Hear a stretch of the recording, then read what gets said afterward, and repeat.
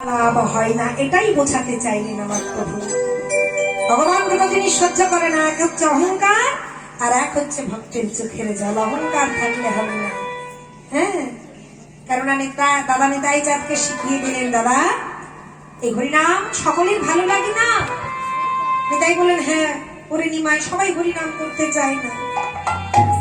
তাই তখন নিমাই বললেন, শোনো দাদা, যে না চাইবে নাম নিতে, আগে ধরবে তার হাতে ধরে বলবে, একবার তোমরা কৃষ্ণ বলো, একবার কৃষ্ণ নাম করো। নিমাই বললেন, সেটাই তো।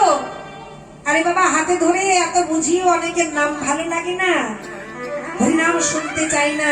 বলে হাতে ধরেও যদি না বলি তারা, তুমি এক কাজ করবে দাদা, হাতে ধরে যদি না বলে তুমি এক কাজ করবে, পাছে তাহার চরণ ধরে এই হরিনাম তুমি বিলাইবে।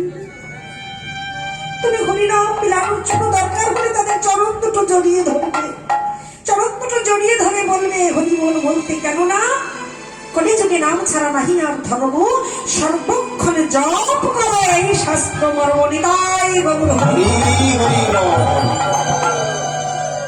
হরিনাম বলাতেই হবে। তাই দেখুন, তুমি অভিমান এনো না দাদা, হয়তো তুমি ব্রাহ্মণ, ওই হরিনাম বিলাতে গিয়ে যদি চণ্ডালের চরণ ধরতে হয় তাও তুমি ধরবে, কিন্তু তাকে দিয়ে হরি বল তোমায় বলাতে হবে। এই যে আচরণ শিক্ষা দিলেন, এখানেই বোঝা যাচ্ছে যে অহংকার থাকলেই ভগবত কৃপা লাভ হয় না। তাই শ্রীবাসকে যখন শিখিয়ে দিলেন, শ্রীবাস বললেন, বেশ তো প্রভু, তোমার নিমন্ত্রণ পত্র আমি হাতে নিয়ে যথাসাধ্য সকলের কাছে পৌঁছে দেব। আমার প্রভু হরিনাম যজ্ঞ করবে, তোমরা সকলে এসো।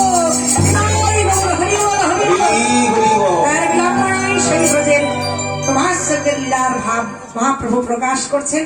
পদকর্তা লীলার এক পার্শ্বে দাঁড়িয়ে বলছে, ও শ্রীবাস, আজ তোমার কত সৌভাগ্য, আজ মহাপ্রভুর লীলায় তুমি সেবা করার সুযোগ পেয়েছো, আমার কৃপা করে একটু সঙ্গে নিয়ে যাও।